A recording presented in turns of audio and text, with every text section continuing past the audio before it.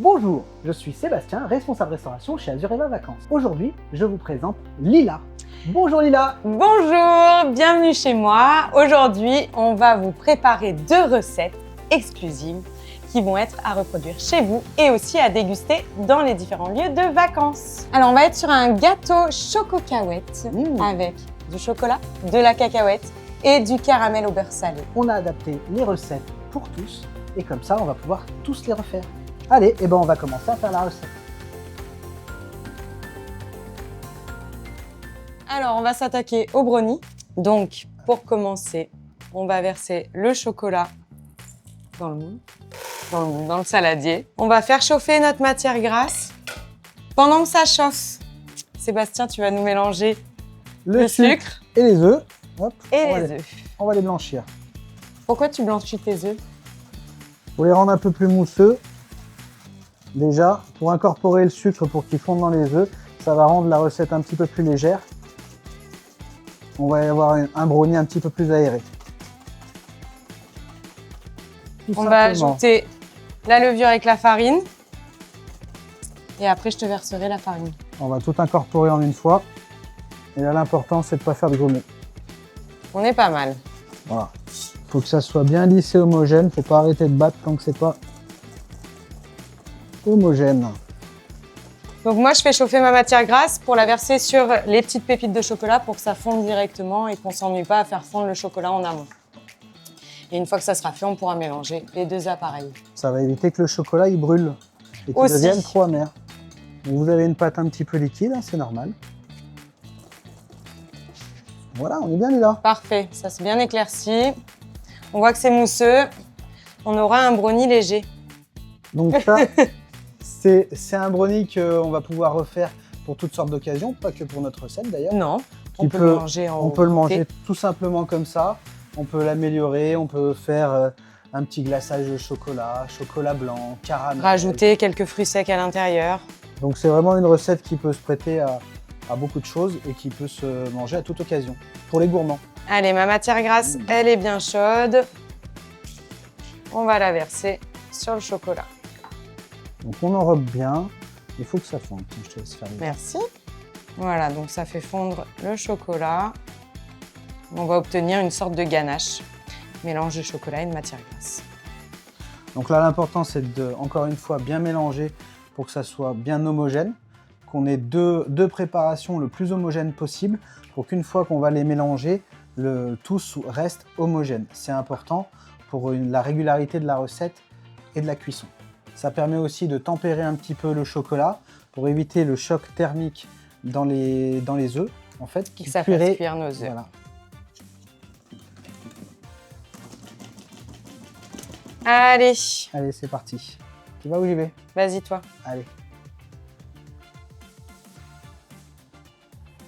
Donc, on finit de mélanger, puis on va pouvoir couler notre appareil dans la plaque qui est préalablement cadrée. Donc, on a mis une plaque, du sulfurisé, du papier cuisson. Voilà.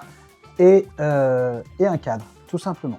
L'appareil est un petit peu liquide, c'est normal, c'est justement pour qu'on ait un brownie très moelleux et pas quelque chose de plus fondant comme on a l'habitude d'avoir. Allez.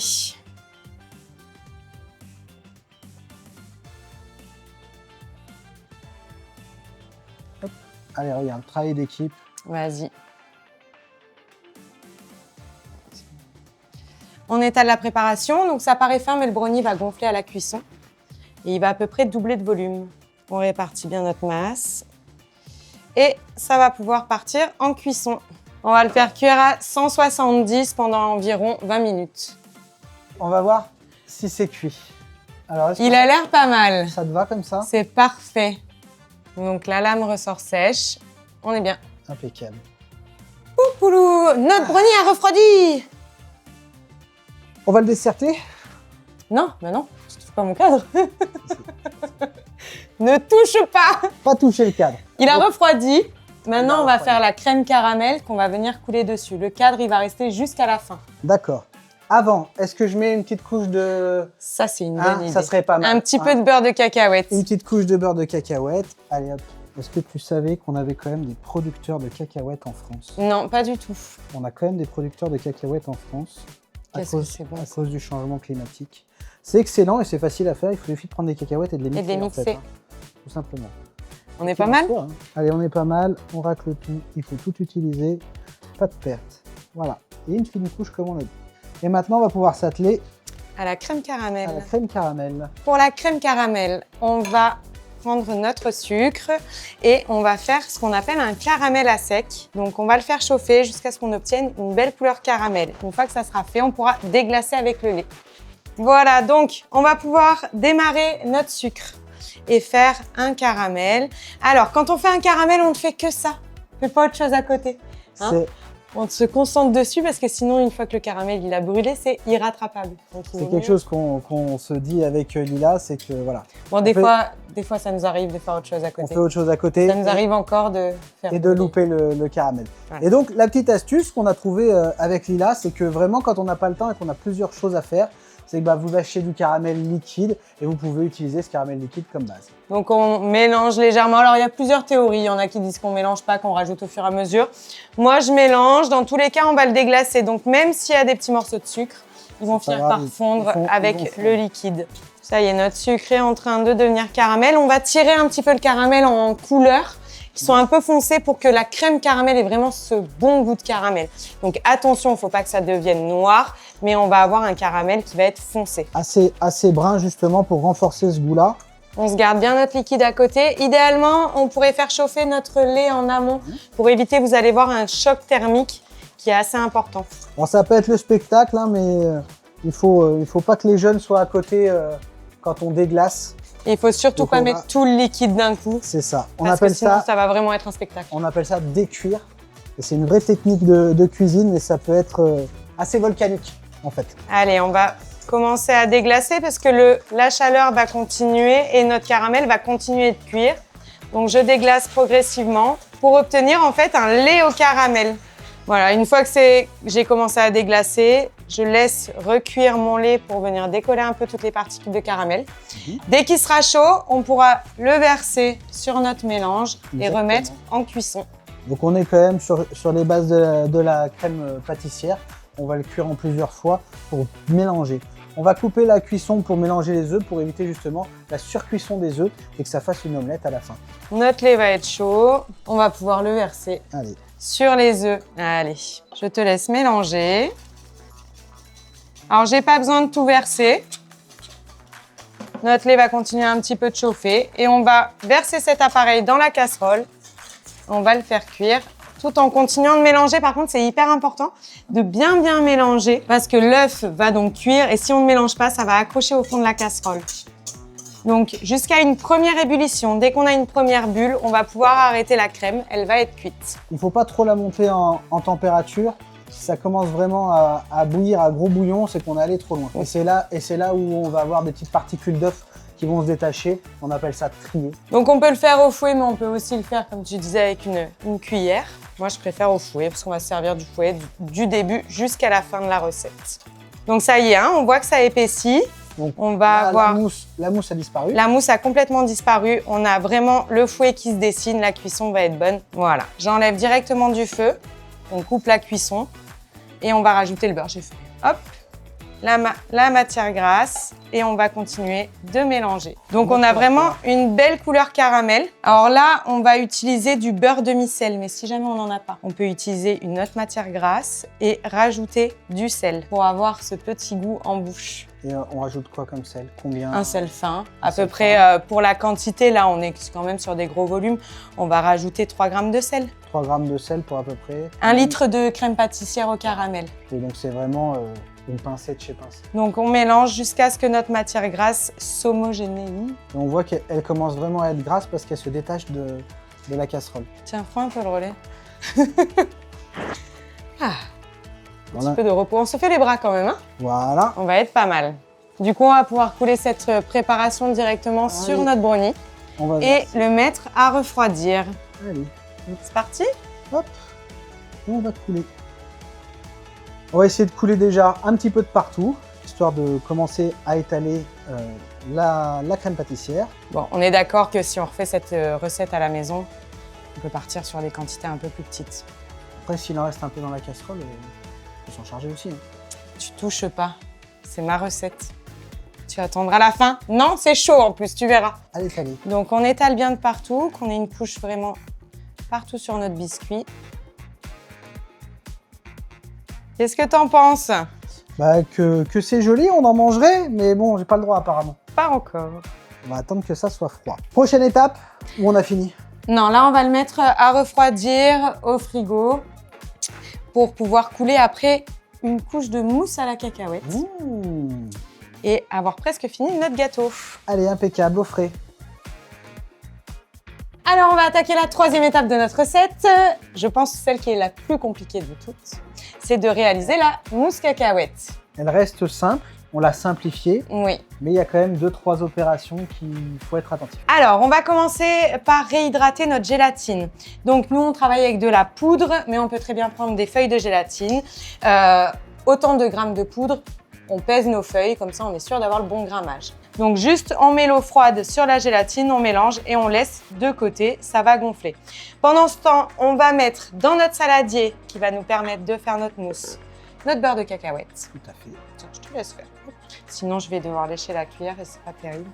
Et voilà. On va faire chauffer une petite quantité de lait pour pouvoir incorporer notre gélatine chaude et le reste du lait froid, on va le mettre Allez. dans le saladier. Donc, je vais vraiment pas faire chauffer beaucoup. Ça va nous permettre d'avoir encore un choc thermique et de pouvoir faire notre mousse rapidement. Allez. Je vais le verser Oui, directement et on va pouvoir commencer le mélange. Hop là.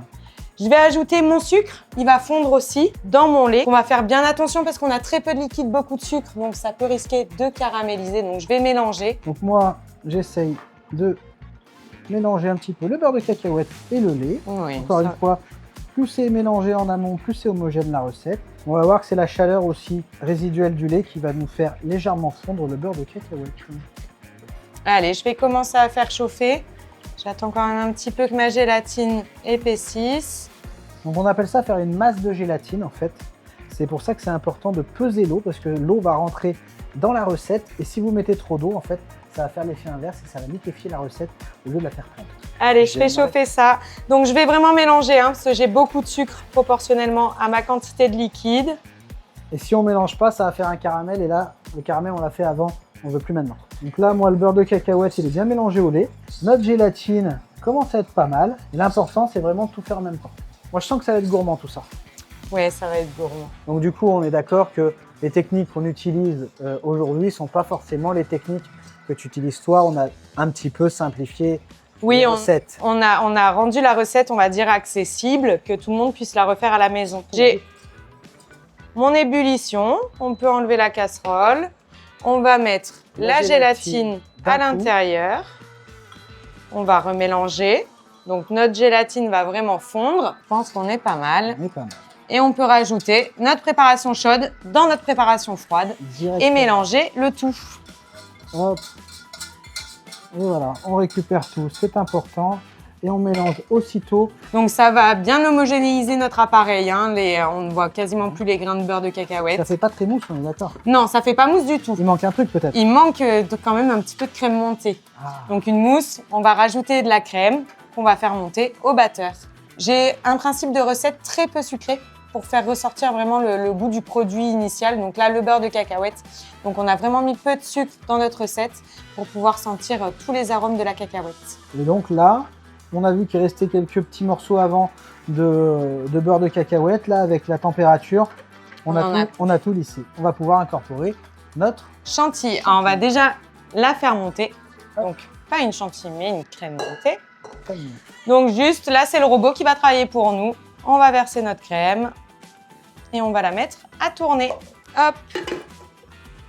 Donc il faut compter 5 bonnes minutes. On a un gros volume aussi. Et on va surtout la surveiller parce que si on la monte trop, elle va être tranchée. C'est ça. Notre crème est montée. Alors, elle a une consistance souple, mais pas trop. On a ce qu'on appelle le petit bec. Un bec d'oiseau. On va l'incorporer d'un coup. D'un coup, comme ça. D'un coup, comme ça. Au fouet, à la maryse. Alors, Si notre crème, justement, là, elle est bien montée, elle est souple, on va pouvoir l'incorporer au fouet. Si jamais vous oubliez un petit peu le robot et que votre crème est très dense, dans ces cas-là, on va l'incorporer à la maryse pour éviter d'incorporer encore de l'air et de faire monter encore la crème et risquer de la transformer en beurre. Mais là, on va pouvoir y aller au fouet. Allez, on est des professionnels, Hop, on risque rien. donc y va. on intègre tout. Alors quand on dit au fouet, c'est vraiment incorporé, ça va pas être fouetté. Et Hop là. on va venir mélanger notre préparation. Vous voyez, c'est ce geste, hein. C'est pas fouetté, c'est vraiment incorporé qui est important. Je fais tourner mon saladier en même temps. Ça me permet de bien mélanger de partout. Donc je vais du centre jusqu'au rebord et je reviens. Notre préparation paraît un petit peu liquide, mais la gélatine va avoir son effet et va figer cette mousse en fixant les bulles d'air à l'intérieur de la préparation.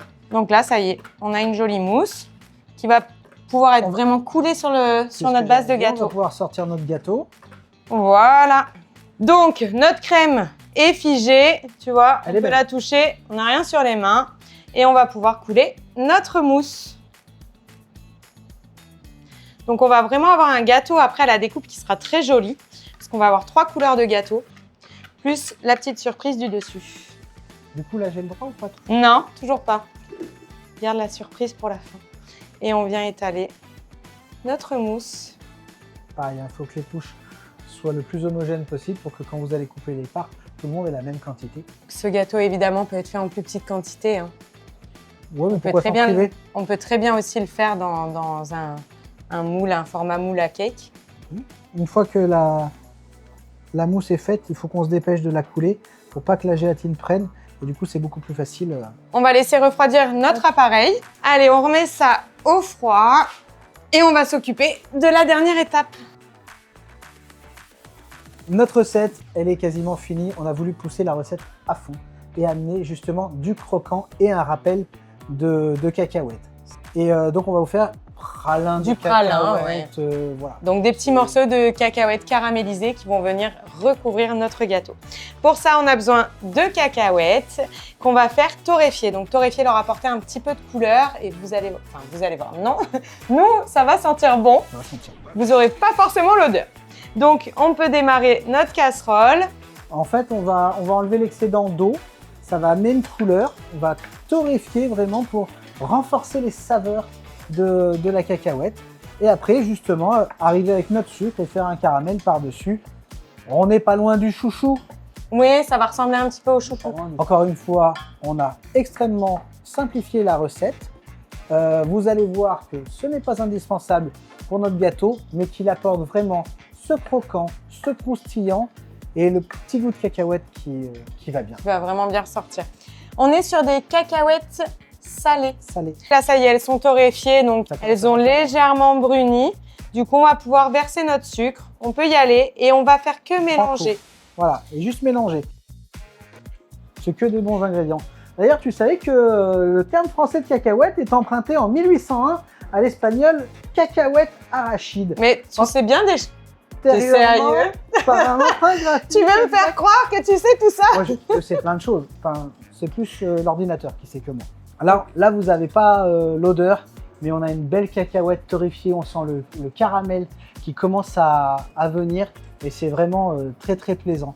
Comme cette odeur de chocolat ou cette odeur de café que vous avez qui sont vraiment des marqueurs pour la mémoire très importants. Par contre, il faut tout le temps mélanger. Sinon, notre cacahuète, elle va brûler, notre caramel, il va brûler. Là, ça commence vraiment à se former. Alors, encore une fois, on peut baisser un peu le feu, mais ça sera beaucoup plus long. Et on n'aura pas forcément cette coloration qui sera importante. C'est pour ça qu'on l'a mis un peu plus fort et qu'on le mélange régulièrement. Donc, vous voyez, il n'est pas peur, hein, ça fume, c'est normal. C'est à ce moment-là qu'il faut être très attentif. Là, la coloration, elle est bonne. Elle commence à être bonne, il faut juste que notre sucre soit bien fondu de partout, en fait. Donc, c'est pour ça que je continue à mélanger. On pourrait croire que c'est prêt, mais il y a encore un tout petit peu. Voilà, et là, ça y est. On a vraiment cette couleur caramel. Vraiment, là, ouais, on est sur du chouchou. Voilà, donc on va pouvoir débarrasser la préparation sur une feuille de papier cuisson. On va la répartir pour que ça refroidisse un peu plus vite. Et attention, on n'y met pas les doigts, ça va être très très chaud.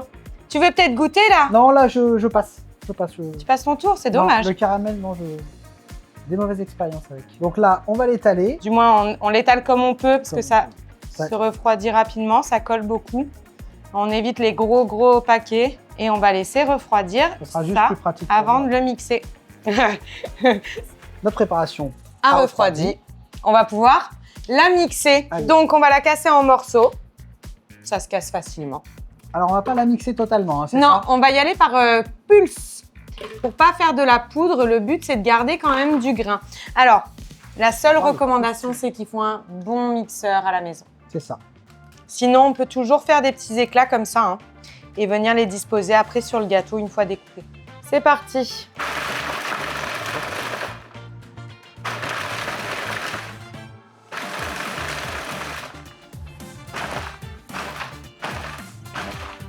Allez.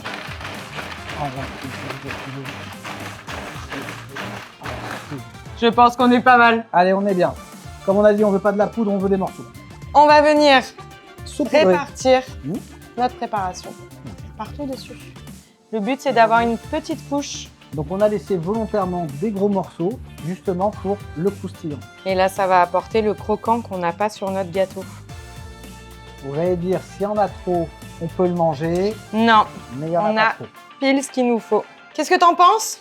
Bah, que ça a l'air joli, mais joli, c'est bien. Il faudrait que ça soit bon aussi. On va enlever le cadre. On peut va maintenant enlever le cadre. Je pense qu'on peut. Et on va venir longer notre cadre. On n'a pas eu besoin de graisser le cadre avant. Attention. 1, 2, 3. Moment de vérité. Tadam!